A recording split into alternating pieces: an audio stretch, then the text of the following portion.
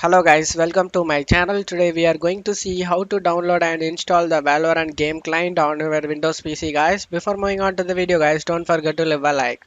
First open up browser, search for Valorant, click on play Valorant today, click on the official playvalorant.com website.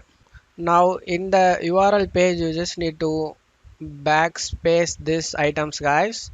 After this en hyphen us slash backspace it.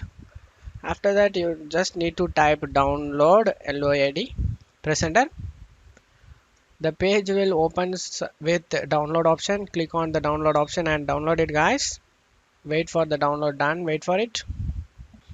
After getting download done, click on it and install it guys. Now it started installing guys. Click on advanced options and install path. You just need to click on this file folder and change whatever location you want to save the Valorant. After that click on OK and click on install and it will be started installing guys 31.3 GB. Click on the install option and install it guys. I am not going to install it, but you guys can do it. Click on this install and install it, and after installation finish you can able to play the Valorant in your PC or laptop guys.